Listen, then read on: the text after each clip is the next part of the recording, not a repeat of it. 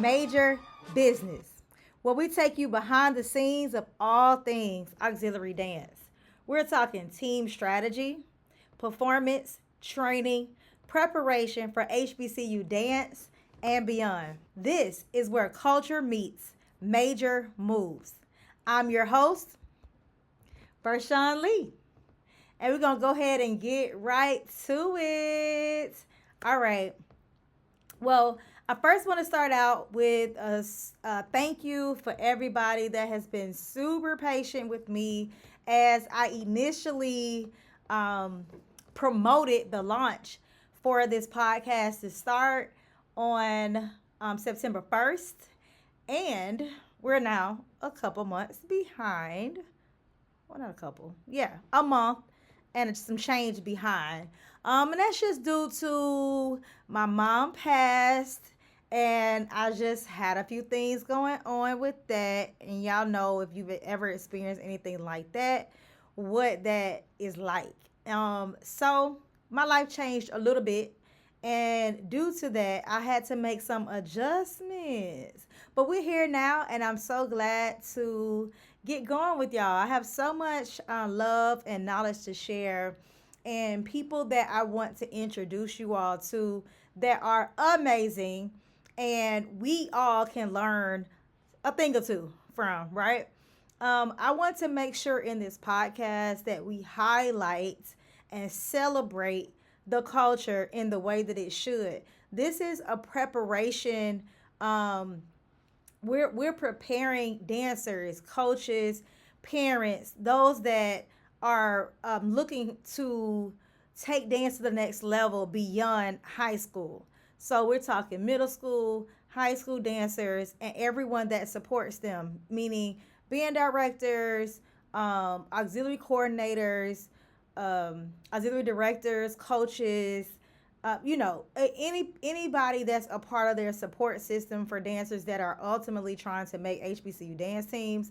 We're here for it, and we are here to again celebrate, and in hopes that you will learn some things from here, and be able to take your team to the next level, and dancers will be able to learn from the things that we are sharing.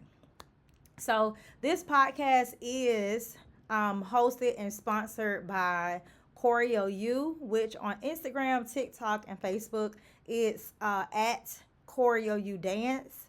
We've been around for a very long time. And again, I have so much to share. I also just go ahead and give you a little bit about my background so you can kind of see where we're going with this and why I feel that speaking on these topics are uberly important. So I first want to say that I am a former HBCU dancer. I started my HBCU dance career as a bubbling brown sugar of Morris Brown. I thoroughly enjoyed being a bubbling brown sugar. I was inspired to join or motivated to join that particular team because when I was in high school, we used to go to their band camps. So that's when how colleges host band camps or whatever, we would go to their band camps every year. So these I got to witness these wonderful ladies for years and years, and so I was inspired to join or to audition for the team, and thankfully I made the team. I am also a classically trained dancer, so I did also grow up in the studio, but at the same time, and that's since I was a little girl. And up and through the time I graduated from high school, and while in high school, I also was on the marching band auxiliary dance team as well. The dance line there was called North Star Rex. So, so yes, I was. I've been a part of this world, this HBCU dance world, or Majorette, or whatever you want to call it, for a very long time. So even after I went to Morris Brown my freshman year. Again, if Morris Brown was not in Atlanta, I'm born and raised in Atlanta. If Morris Brown was not in Atlanta, I would have stayed. This is all pre shutdown, all that. So it was thriving. This is thriving Morris Brown. And wonderfully, it's becoming that again. So that's awesome. But so yeah, I then transferred to South Carolina State and absolutely loved it there. Wasn't really sure what the experience would be like, but boom, I auditioned for the dance team as a transfer student, and I made the team. Ultimately, became captain my senior year, and had a wonderful time there. I also have been an assistant professor at Indiana University while also getting my master's degree. So, got my master's degree in kinesiology, and I was able to teach on campus. So I taught an undergrad dance class, and then I also, well, it was more like hip hop based, and then I also was a part of their performance group, and this was in the Department of Hyper, which is health, physical education, and dance. So they have a separate ballet major, which is a part of the music department. So not ballet, but this is over in the general dance department, where it was really more grounded in modern.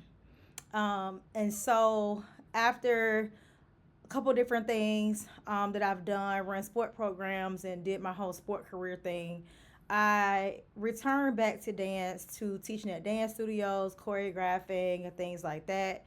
Um, Also, while at Morris Brown, I had the opportunity to start a high school dance line, South Atlanta High School. I started their dance line. It was Purple Rain while I was part of Bubbling Brown Sugar. Um, and so, yeah, I've been able to really make my mark as a dancer. Probably in the beginning, I was probably one of the few that have been a part of two different HBCU dance programs. It's a wonderful time being able to celebrate with two different groups of young ladies or two different groups of wonderful ladies, professional ladies as an adult. Um, so yeah, that's a little bit about me.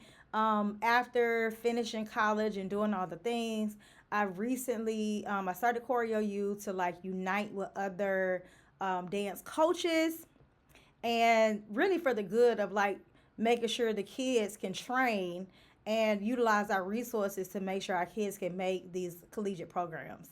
So that went great. Lots of support from that from different coaches, and so yeah, I was thoroughly pleased with the work that we were doing. We collaborated with Honda Battle of the Bands, and we were able to execute they once featured a halftime for like all the dance lines to come together. We were able to choreograph that and sponsor that, so that was a great opportunity, and that was fun too, by the way. To come together with all the HBCU dance coaches. We hosted a lot of dance classes, and we would always do the classes based on the Honda experience and those schools that they were going to bring for Honda. And then, so that was a hit. We had kids coming from all surrounding states flying into town and all of that to take our classes. So that was a dope experience. And then we also do a lot of dance camps as well. So we hosted camps in Augusta. We hosted camps in Charlotte. We hosted camps in Atlanta. So we hosted different leadership programs with different, like combining different schools. Okay, hey y'all. I just wanted to pop in really quick just to first say thank you for all of those that have supported us over the years. We are so appreciative of all of your support. There are some girls that started with us that we assisted getting into onto college dance lines when they were in high school, and they are now coaches. That's how long we've been in the game. It is crazy. So I made a little list because we had done so much before we took a little pause and went on a little hiatus, um, for me to go and do some things or whatever to teach full time and stuff like that. But I had to write it down, y'all. It was a lot that I was trying to think of off the top of my head. A lot. So I'm gonna go ahead and write it down to you. Y'all ready? All right. So we did do Honda. That was 2013. Link it below if you want to kind of go back and watch it. I wish they had brought it back because it would, like, had we done it now, especially in this day and age, would have done it completely different. But also we used to host a March Madness. So we did a March Madness audition prep. We started back in 2013, and then we did 2014, 2016. And that went really well. We just were like training a bunch of girls. We would do it every year. People would sign up, like, say, December, January, and we would just, like, all throughout the month of March and prepare everybody for their high school teams, college teams. We also did like a college audition tour where we actually took some girls to audition at NCAT, and then we assisted them in the next process. Well, they applied to auditions, and we also took some girls to the, like, original, like, clinics that they do before even going to the auditions. But it was like a group of girls around the city of Atlanta that we kind of loaded up and, like, took to auditions, and two of the girls made the team, and it was dope. But yeah, it was a really great experience. But that was, when was that? That was like 2014 when we did that. I coordinated a few, like, college auditions. So there was, like, Savannah State, there was Lincoln. Um, I feel like I'm missing Johnson C. Smith. So we had done some of those things. Really, that dates back to like 2012, 2013, also 2014. Then let's see. Huh.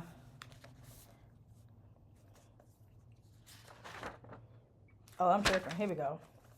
All right. So then we also did a dance summit. So we did the teen dance summit. That was we did our first one 2014, but we did 2014, 15, 16, 17, and 18. Okay. So we did like a dance summit that was in conjunction with a dance competition here in Atlanta called the SRDC. It was a Southern Regional dance competition or something like that. It was hosted by a company called Band Room Nation, or organization called Band Room Nation back then. Really, really cool. All the teams would, like, come in town from Florida and DC and everywhere, and we would have this panel of people that would have discussions. And it was really cool. We would do workshops afterwards. But again, these things, we had done these things already. So these things that are coming up now, it's not brand new. These are not brand new ideas. Although I support all the great things that are going on now, I'm just telling you some of the things that have happened already.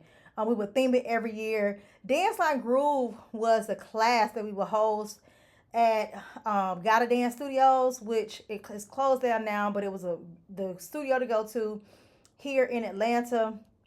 So it was crazy. We used to host classes, different theme classes based on different HBCUs every Sunday.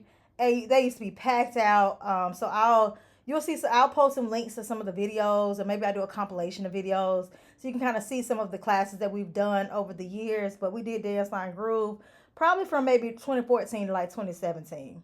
And then once Got a Dance closed, we moved it to Dare Dream Dance, which was hosted by CC Kelly, which was owned rather by CC Kelly and Ray Ransom Coleman.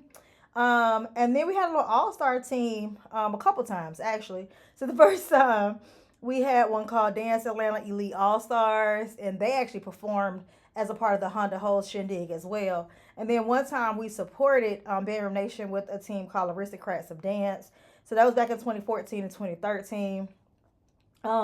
So the audition, I told y'all about the audition. We travel and do high school audition prep clinics. We still do those as well. And then we had a senior leadership academy. Oh man, that was so impactful. One of the girls that was a part of it, she actually went on to be a stingette and all that. But so we did that whole process. It was like a year long, like, follow them process, and so that was back in 2015. We did, let's see, yep, it was like a year long, like, mentorship. Just lots of dance line auditions. Mississippi Valley, Tennessee State, also Johnson C. Smith, Savannah. Who else? I can't think I didn't write all the schools down here, but anyway, if you go to our website, also you'll see all the scrolling, like, logos and whatnot. A lot of those schools we've had some affiliation with in some form or fashion in terms of their audition process or whatnot. We did some workshops at Johnson C. Smith where we hosted, like, different girls that were currently on teams.